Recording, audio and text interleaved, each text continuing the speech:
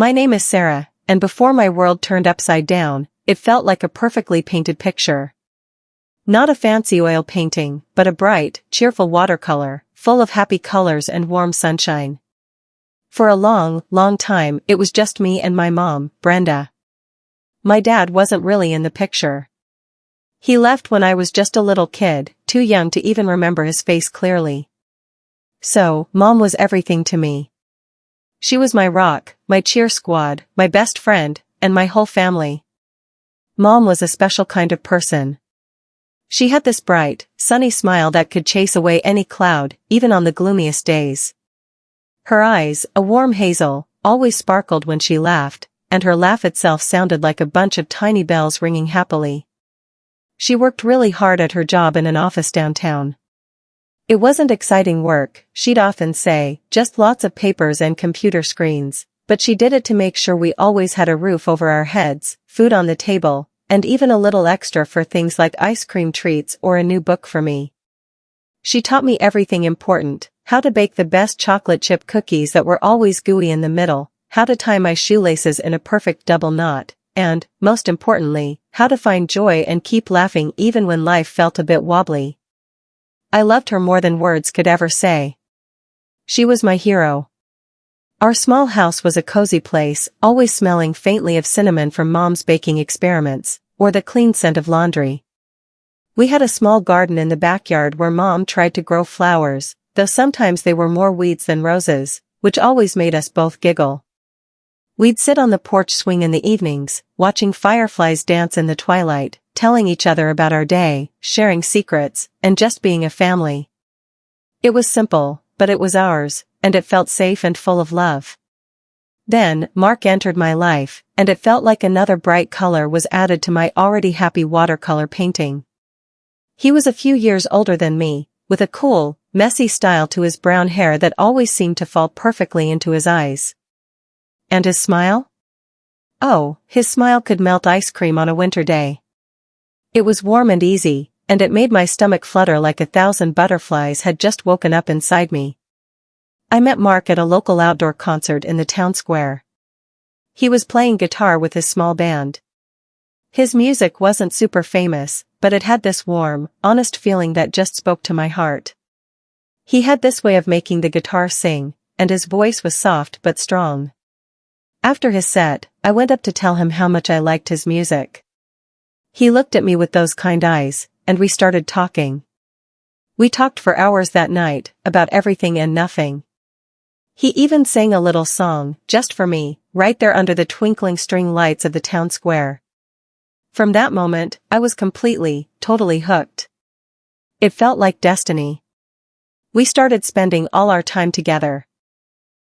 Our days were filled with simple, perfect things, long walks by the shimmering lake, where we'd skip stones and talk about our dreams, sharing a basket of greasy, salty fries at the old-fashioned diner, laughing until our sides hurt, and spending quiet evenings just listening to him play his guitar, his melodies filling the air like a sweet, secret lullaby just for me.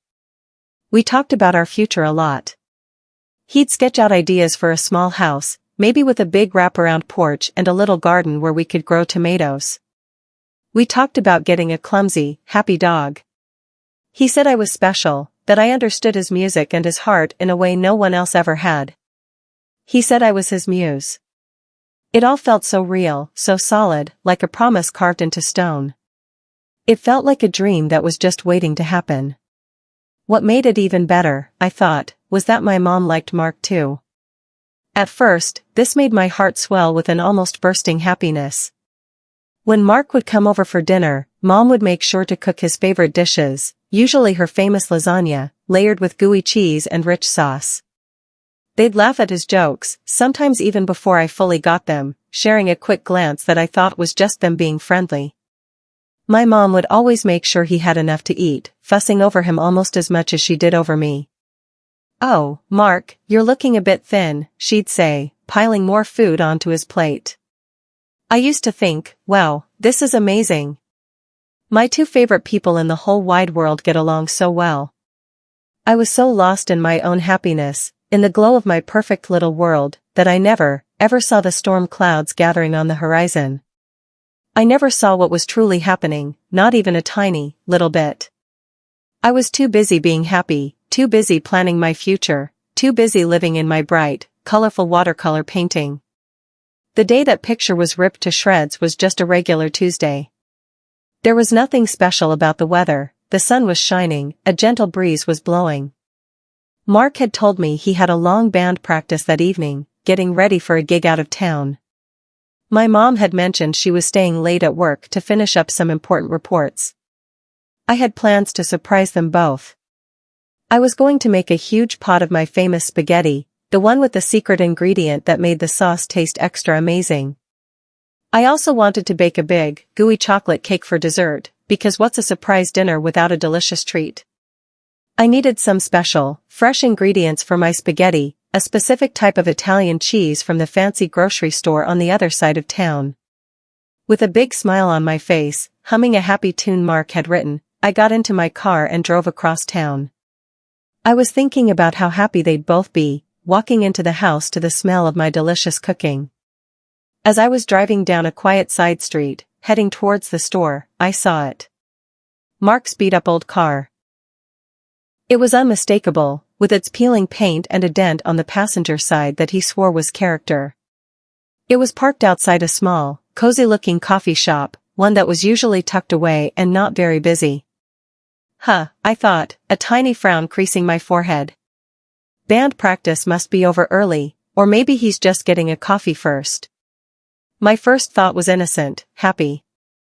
Maybe I'd pop in, say hello, and maybe even get him to help me carry all the groceries. I imagined his surprise, and my smile returned. I pulled into a parking spot a little further down the street and started walking towards the coffee shop. But as I got closer, my smile didn't just fade, it vanished completely, like someone had flicked a switch.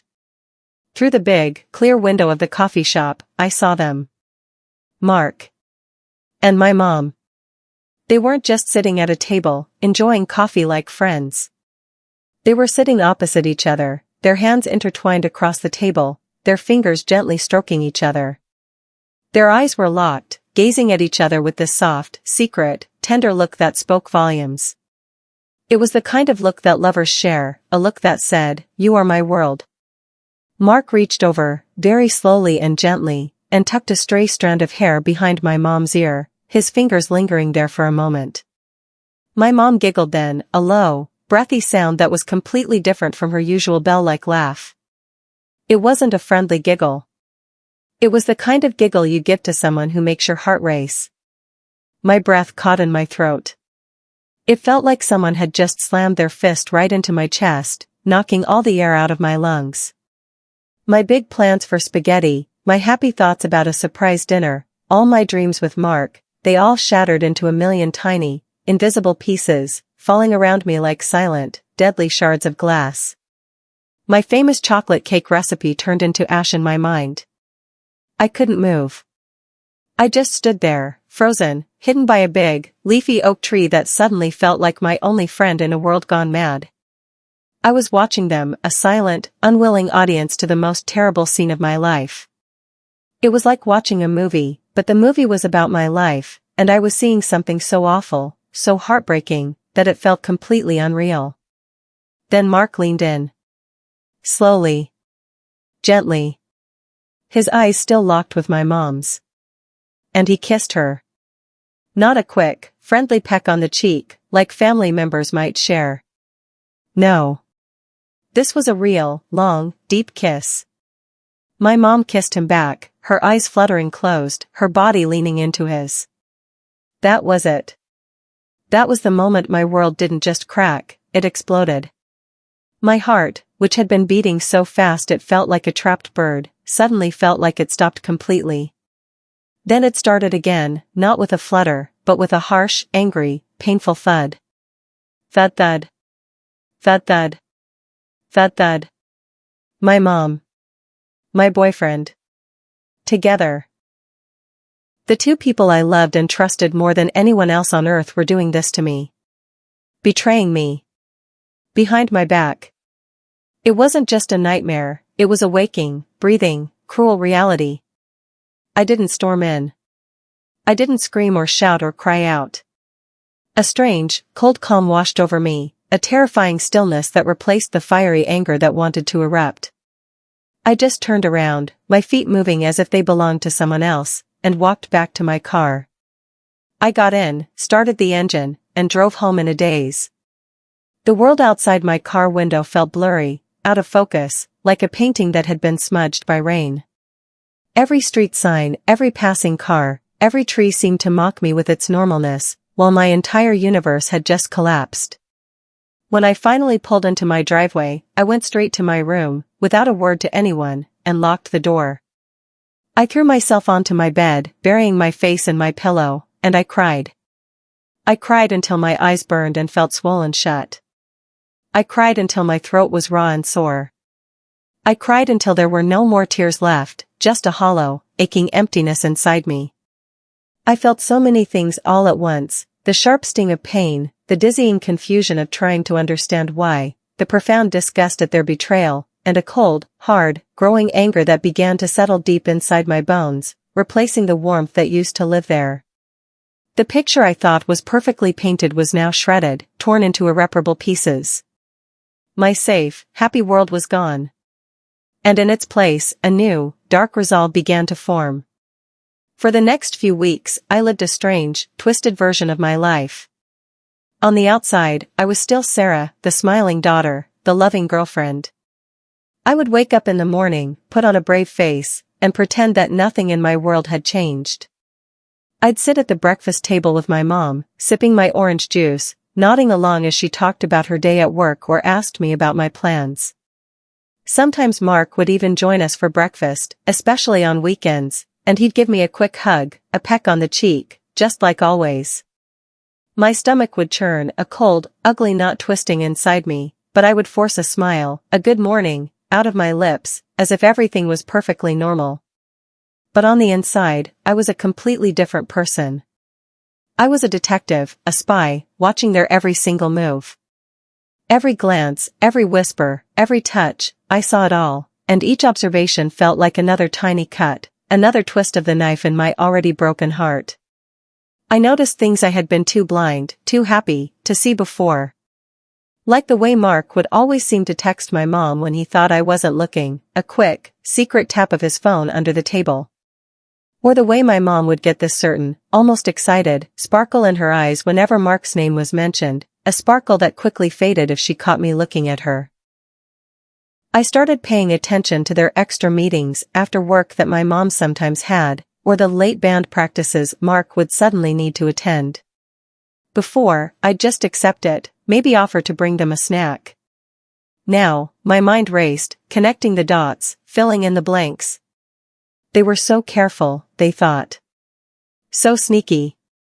But I was smarter. My heart was broken, yes, shattered into 1,000 jagged pieces, but my brain was working overdrive, sharp and cold, observing and remembering everything. Sometimes, I'd pretend to be asleep when they thought I was in my room, just to listen. I heard snippets of their conversations, hushed and quick, from the living room downstairs. Enough to know that what I saw at the coffee shop wasn't just a one-time accident, a momentary slip.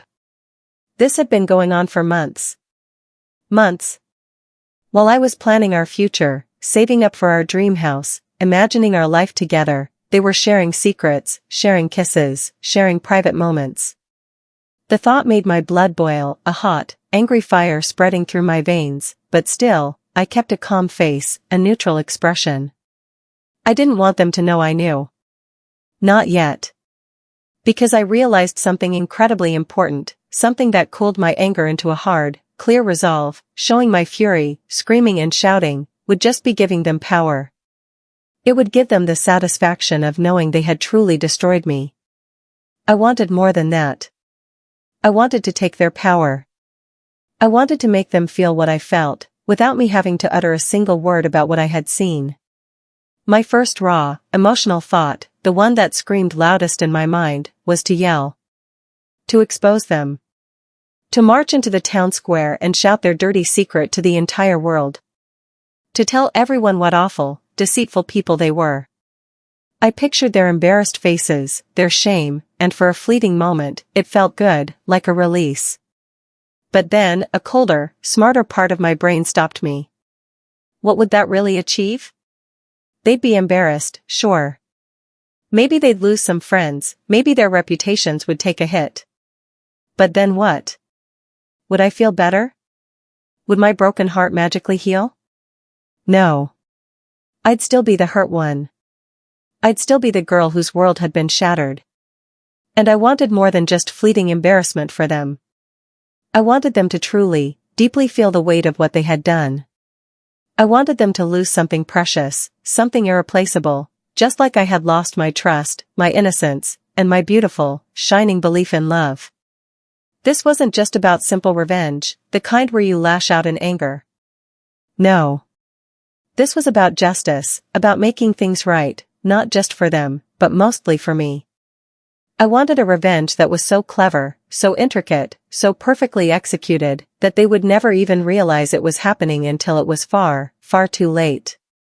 A revenge that would make them look back at this time and think, how did Sarah do that? She was so quiet, so sweet, so innocent. How did we ever underestimate her? I wanted them to know, without a single accusation from my lips, that I was no longer the girl they thought they could fool. So, I started observing them even more closely, like a scientist studying rare insects. I needed to know their deepest desires, their secret yearnings, the things they truly valued and dreamed of. This information would be the ammunition for my revenge. My mom, Brenda, had a very specific, deeply cherished secret dream. She always wanted to own a beautiful little antique shop. She adored old things, furniture with stories, delicate teacups from another era, sparkling vintage jewelry, dusty old books. She would spend hours, completely lost, at local flea markets or browsing dusty old stores in nearby towns, her eyes alight with wonder. "Oh, Sarah," she'd say, holding up a chipped vase or a tarnished silver locket, "imagine if I had a place where I could collect all these treasures. Each piece has a story, you know? I'd call it." She'd trail off, her imagination painting pictures. She even had a small savings fund, a special bank account marked Antique Shop Dream that she had been adding to for years. But she was always too scared to actually use it. "What if I fail, Sarah?" she'd ask, her sunny smile dimming. "What if no one comes? What if I lose everything?" Her fear was bigger than her dream, and it kept her stuck. And Mark also had a big, shining dream. He wasn't just a local musician who played guitar in small bars on weekends. His true ambition was to be a music producer. He wanted to discover new, raw talent, to take unheard voices and help them craft amazing albums. He had a battered notebook, thick with pages filled with song ideas, potential artist names, and rough sketches of studio layouts. He'd talk for hours about the perfect sound, the magic of a recording studio, and how he just needed a big, fancy studio, expensive equipment, and lots of money to start. But like my mom, he was also stuck. Stuck in our small town, playing the same old songs, complaining about not having enough money or the right opportunities. He was always waiting for someone else to make his dream happen, instead of making it happen himself. That's when the first crucial pieces of my grand, intricate plan started to click into place. It was like solving a very complicated puzzle, where each piece had to fit perfectly. My revenge wouldn't be about destroying their dreams, no. That would be too simple, too messy. My revenge would be about me building my dreams, and in doing so, creating something so bright and successful that it would highlight everything they lacked, everything they had been too afraid to reach for, and everything they had ultimately lost when they chose to betray me. I would take their unfulfilled dreams, wrap them in my own success, and turn them into a mirror reflecting their own failings. I started small, very small, but with absolute focus.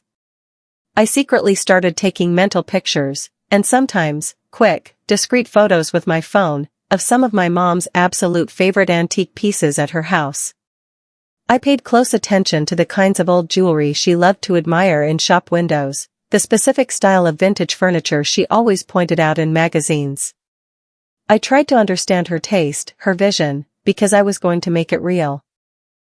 I spent countless hours online, late into the night when everyone else was asleep, researching everything I could about how to start a small business from scratch. I watched endless YouTube videos, devoured articles on marketing strategies, and even enrolled in a free online course about business management and financial planning. I learned about securing small business loans, how to create a compelling brand, and how to write a solid business plan that would impress a bank.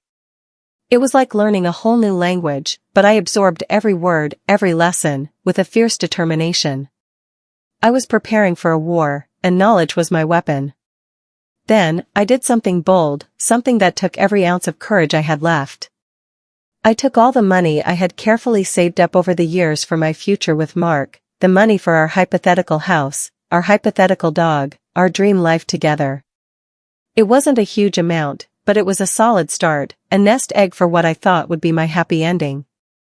I combined that with every penny I earned from working extra shifts at the local library, stacking books, and helping people find stories, often staying until closing, long after the last customer had left. The quiet of the library became my sanctuary, a place where I could think and plan. I also started making and selling handmade jewelry online. These weren't just any pieces, they were delicate, unique designs, directly inspired by the antique styles my mom loved. I bought beads, wire, and charms from craft stores, and spent hours at my kitchen table, carefully bending metal, stringing pearls, and creating tiny, wearable works of art. To my surprise, people actually liked them. Orders started coming in, small at first, then growing. It was proof that I could create something beautiful and that people would value my work. Each sale was a little spark, igniting a new kind of confidence inside me. Slowly, carefully, secretly, I started to build something truly my own. I wasn't just planning anymore, I was acting. And with every step, the cold, empty feeling in my chest began to fill with a new kind of fire, purpose. My revenge was brewing, slow and steady, like a potent potion, and no one, especially not Mark or my mom, had any idea what was coming. The girl they thought they had crushed was quietly, meticulously, building her empire. With my initial funds gathered and my business plan slowly taking shape, the next step was to find the perfect location. This was crucial. It couldn't be just any storefront, it had to be somewhere that would sting, just a little, every time my mom saw it. It had to be a constant, quiet reminder of her own unfulfilled dreams. I spent weeks walking, driving, and cycling around our small town, scouting for empty shops. I looked at properties in the town square, on busy streets, and even tucked away on quieter lanes. My heart would pound every time I saw a for rent sign, imagining what it could become. Most places were either too big, too expensive, or just didn't feel right. But then, one crisp autumn afternoon, I found it. It was a small, charming empty shop, nestled perfectly right next door to my mom's office building downtown. The building itself was an old, red brick structure with big, arched windows, and my mom's office was on the second floor. This shop, on the ground floor, had a beautiful bay window that bowed out onto the sidewalk, perfect for displaying treasures. It wasn't big, but it had character. It had good natural light, and the perfect amount of coziness for an antique store. Most importantly, it was right there. Every day, when my mom walked to work or went out for lunch, she would pass this spot. She would see it. My stomach did a flip-flop, a mix of excitement and nervous energy. This was it. This was the place where my quiet revenge would begin. I secretly met with the landlord, a kind elderly woman named Mrs. Gable who had owned the building for years. I presented my business plan, explained my vision for a charming antique shop, and showed her my carefully saved funds. She seemed impressed by my passion and my detailed plan, especially for someone so young. After a few meetings, and a lot of nerve-wracking paperwork, I signed the lease. The little shop was officially mine. I held the keys in my hand, heavy and cold, feeling a powerful surge of accomplishment and a quiet, fierce determination. This was real. The next few months were a whirlwind of secret activity. I couldn't tell anyone what I was doing. Not my mom, of course. Not Mark. Not even my closest friend, Lily, who would have been so excited for me. This was my secret. My revenge was brewing, slow and steady, like a potent potion, and no one had any idea. I spent every spare moment, every evening after my library shifts, and every weekend fixing up the shop. I worked tirelessly. The space needed a lot of love. The walls were a dull, faded yellow, and the floorboards creaked and groaned. I started by painting the walls myself, choosing a soft, warm cream color that would make old items look beautiful and inviting. It took days, aching arms, and paint drips in my hair, but the transformation was amazing. Next, I sanded down the old wooden shelves, worn and tired, and painted them a crisp, clean white. I even found a beautiful, antique-style chandelier at a salvage yard and carefully cleaned and installed it, adding a touch of old-world charm to the space. I furnished the shop with pieces that felt like they had stories to tell. I collected beautiful old teacups with delicate patterns, vintage postcards from places far away, and unique pieces of jewelry from flea markets, garage sales, and online sellers. Each item was chosen with care, almost as if my mom herself had picked it out. I found an ornate, old-fashioned wooden display cabinet, perfect for showcasing delicate items. I even tracked down an old, polished brass cash register that looked like it belonged in a different era. Its satisfying cha-ching sound a promise of future sales. I imagined my mom walking in, her eyes widening at the sight of these very things, items she herself would have dreamed of selling. As the shop slowly came to life, piece by beautiful piece, I needed a name. I thought about all the pretty, whimsical names for an antique store: Timeless Treasures, Whispering Past, The Curiosity Cabinet. But then, the perfect name, the one that would carry a subtle but powerful sting, popped into my mind. I wanted a name that would constantly remind my mom of her unfulfilled dream, a name that would make her feel a quiet twist of regret every time she heard it. I called it Brenda's Treasures. Yes, I named my beautiful, carefully crafted antique shop after my own mother. On the outside, it would look like the most loving, thoughtful gesture a daughter could ever make. Everyone would praise me for it. But to me, and eventually to her, it would be a constant, undeniable reminder of my courage to build a dream, and her fear that had held her back. It was brilliant, I thought, a quiet clap of thunder on a sunny day. My grand opening was set for a Saturday in early spring. I designed simple, elegant flyers on my computer, printed them at a local print shop, and discreetly put them up around town. Brenda's Treasures, grand opening. Discover unique vintage finds and charming antiques. I made sure my name, Sarah, was nowhere on the flyer.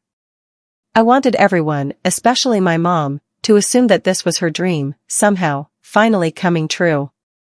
I wanted the town to celebrate her dream unknowingly. The day of the grand opening, I was a bundle of nerves and excitement. My heart hammered against my ribs like a tiny bird trying to escape its cage. I had spent all night baking a huge batch of my best chocolate chip cookies, the recipe my mom taught me, ironically, and brewing a big pot of fragrant spiced tea to offer to my first customers. I unlocked the door, tied a cluster of white and gold balloons to a sign outside that proudly proclaimed Brenda's Treasures, and waited. And then, people came. Slowly at first, a few curious neighbors, then more and more. They loved the shop. "It's so charming," they exclaimed, their voices filled with genuine delight. "The pieces are so unique. Where did you find these beautiful things, Sarah?" My face hurt from smiling so much, but it was a genuine smile. I was talking to customers, sharing stories about the items, making sales. Each cha-ching of the antique cash register was music to my ears, a sweet melody of success and independence. My bakery was a hit. Or rather, my antique shop was a hit. My mom, Brenda, was, of course, at work in the office building next door that Saturday. Even though it was a weekend, she often went in for a few hours. She had seen the flyers, naturally. I knew she'd be curious. Around lunchtime, when the shop was buzzing with customers, I saw her. She stood outside for a moment, peering through the big bay window, her expression unreadable. Then, slowly, almost hesitantly, she pushed open the door and stepped inside. her eyes widened the moment she entered. She looked around, her gaze sweeping over the meticulously arranged shelves, the sparkling jewelry, the delicate teacups, the old books. She saw her dream, brought to life, right there in front of her. Confusion was etched on her face at first, followed by a profound sense of amazement. "Sarah," she whispered, her voice barely audible over the gentle hum of conversation in the shop. What is all this? Whose shop is this? And, why does it have my name?" I walked over to her, my smile as sweet and innocent as I could make it, though a fierce satisfaction coursed through me. "It's mine, Mom," I said, my voice clear and calm. "I opened an antique shop. I called it Brenda's Treasures because you always dreamed of having one, didn't you? All those times you talked about it, all those beautiful things you pointed out. I wanted to make that dream come true for you. Even if it's not exactly your dream come true, you know?" The look on her face was utterly priceless. It was a complex mosaic of emotions. There was clear shock, yes, and a flicker of undeniable pride in what her daughter had accomplished. But beneath that, or perhaps intertwined with it, was a deep, knowing sadness, a quiet recognition of missed opportunity.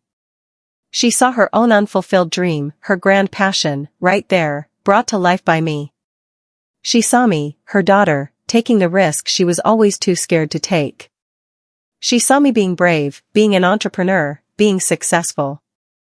She saw me shining, radiant with purpose and accomplishment, and it was a light she had tried to dim through her betrayal. Word spread through our small town like wildfire. "Did you hear? Sarah opened an antique shop. It's called Brenda's Treasures. Isn't that the most wonderful, thoughtful thing?" She named it after her mom, who always dreamed of having one. Everyone thought I was the most wonderful, loving, devoted daughter. They praised my thoughtfulness, my initiative, my sweet gesture. They had no idea, not a single clue, about the dark, cold truth that pulsed beneath the charming facade of Brenda's Treasures. They didn't know the silent, powerful sting the name held for the very person it honored. My shop was a resounding success. The customers kept coming, drawn by the unique items and the welcoming atmosphere. I was busy every day, talking to people, finding new treasures to stock, making sales, managing inventory. I loved it. I was happy. Truly, genuinely happy for the first time in a long time.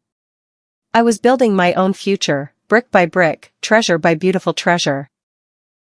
And with every successful day, I felt a little stronger, a little more independent, and a lot less defined by the pain they had caused me. The first part of my revenge was complete. My mom now had to walk past Brenda's Treasures every single day, seeing her dream, my dream, come to glorious life. She saw me, busy and fulfilled, creating something wonderful.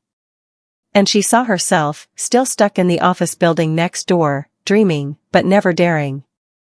It was a silent, daily reminder of what she had lost, not just my trust, but the courage to chase her own happiness. And that, I decided, was a far more potent and lasting revenge than any angry word I could have ever shouted. Brenda's Treasures became a huge success. My antique shop drew customers from all over, and my online store shipped unique finds across the country. I was thriving, feeling strong and independent. My mom still worked next door, often pausing by my shop window, a silent, knowing regret on her face as she saw her dream, now my reality, flourishing. Mark, meanwhile, remained stuck. He'd occasionally see me, busy and confident in my shop, a stark contrast to his own stalled dreams of becoming a music producer. One day, he came into Brenda's Treasures, acknowledging my success and wistfully recalling my talent for music, lamenting his own lack of progress. I offered no help, letting him fully feel the weight of what he had lost in choosing betrayal over a true partnership. With the profits from my antique business, I made my final move. I opened a state-of-the-art music studio, the Siren Song Studio. I didn't produce music myself, but I used my keen ear to discover and support new, raw talent, connecting them with a professional producer I hired. My studio quickly became a hub where new artists launched their careers. Soon, a major music magazine featured the Siren Song Studio, with a bold headline celebrating my success in discovering tomorrow's music stars. The article also mentioned my first successful venture, Brenda's Treasures. Both my mom and Mark saw it. My mom saw that I had not only built her dream but had then moved on to even greater, more impressive accomplishments, while her own fears had kept her stagnant. Mark saw that the very gift he had once valued in me, my musical intuition and ability to spot talent, was now the foundation of my thriving music business, doing exactly what he had always dreamed of but never achieved. He realized, with crushing clarity, what he had truly lost. He came to my studio, looking defeated. "I really messed up, didn't I?" he asked, his voice filled with regret. I didn't need to answer. He knew. My revenge was complete. It wasn't about shouting or shaming, it was about building myself up so high that their betrayal became a distant memory, completely overshadowed by my overwhelming success and happiness. The world celebrated my triumph, and they were left with nothing but their own quiet, profound regrets. I had won.